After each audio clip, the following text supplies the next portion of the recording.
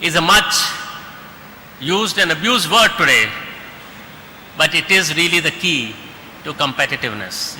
If you are not innovative, nobody will bother about you. You will be lost in the crowd, and therefore you've got to be innovative to stand out.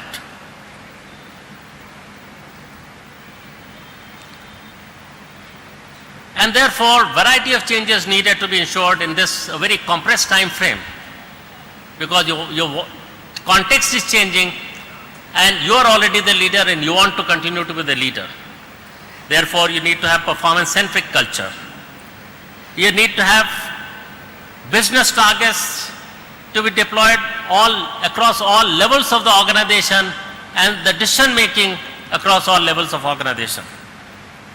Pool of next generation leaders need to be created, and you need to have a seamless work culture.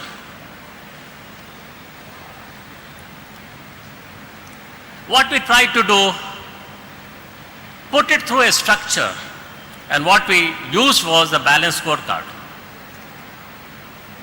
Through the use of balanced scorecard, we were able to delineate and flow through the objectives and what that objective means to a person in different levels and different disciplines. For people to understand, because for a person who's 6 levels below, he will not understand very highfalutin vision that you may talk about. And therefore it needs to be broken down. I think Dr. Pitroda also talked about this. You need to break it down into elements which can be understood very clearly by that person and what is his role in participating in that whole vision. So balanced scorecard at different business levels, work unit levels, individual performance plan. And cross-functional teams. So it's not marketing anymore, it's not manufacturing in one silo, marketing in another silo, it's not Pune in one silo, and Jamshedpur in one silo, and Lucknow in one silo, and Bombay in one silo. It has to, you have to mix it up. And you have to do a cross-functional thing. These things need change in mindset. These need change in work habits. And I can tell you, you can create a product, you can be very innovative about many things, but this is the most difficult thing in an organization to change. And the focus in the leaderships of most organizations is on this: how do you change the world culture and mindset fast enough to be able to respond to the external changes? And that is a challenge which we are facing, and we are trying to do through many. I've mentioned here 900 self-directed teams and 1200 cross-functional teams. And this we are finding is still not enough. I talked about culture. I think what we are trying to create is somewhat different than what a normal US multinational company would do, or even a Japanese multinational company would do. We are trying to see what should an Indian multinational company be seen as. And because the globalization just started, early stage, whatever we do initially will become the template, and therefore we have tremendous responsibility to having it right. What we are trying to do is not to be seen as an Indian multinational company in South Korea, for example. We want to be seen as a South Korean company in South Korea. We want to be seen as a Thai company in Thailand. We want to be seen as Spanish company in Spain. And we want to be seen as a British company in Britain. And if you think back, it is very different from anything else. And then various actions follow from there, which means that you need to connect yourself with the society of that country, of that geography, of that area. You need to submerge yourself in that. You need to think like that. You need to have people who will manage the business, not send 200 people from Tata Motors and begin to manage that. No. You got to have Koreans to manage Korean business. You got to have British to manage British business. Yes, you will need linkages. You will need facilitation. All that of course will be there.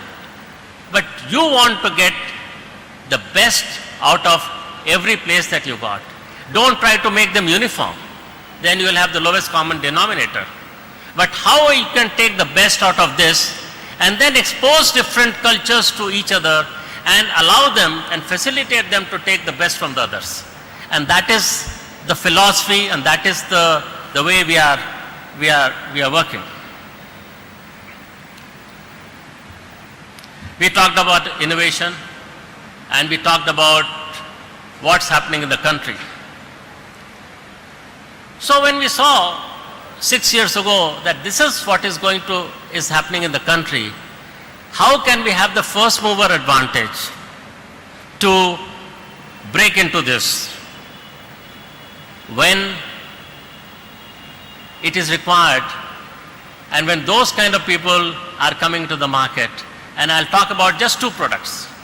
Is how the context was changing to think creatively, to think innovatively and create those products and systems. One is on Tata Ace, which is equally fantastic, and the other of course is well-known Tata Nano. Tata Ace was a game-changing product innovation which has revolutionized the commercial vehicle industry by creating a totally new segment. But if you now, in hindsight, if you look logically, when the roads, motorable, all-weather motorable roads are going to that village, then you want a last mile vehicle. When the cities are getting congested, you want smaller vehicles. So actually it's very commonsensical. And what happens then? The growth will not be in 5%, 10%, growth will be in multiples. In fact, so much so we had confidence in this that we set up a plant for 250,000 ACEs in Uttaranchal, not heard of anywhere in the world for a commercial vehicle plant. This plant is the same size as the nano plant that we talk about in Gujarat.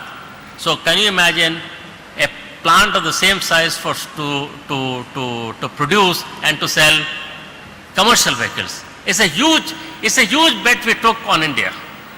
And I'm pleased to inform you that the bet has paid off.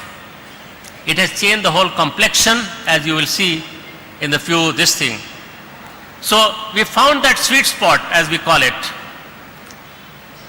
How can I give a 4-wheeler pride and comfort at a 3-wheeler price? That was the proposition. And you will see from this that what it has done to 3-wheelers. And the journey has just begun. Because we have only got one size of Ace, and on which we have put a passenger carrier called Magic, and we are creating a whole family of Ace. So what will happen? Already my capacity at Uttaranchal is overflowing.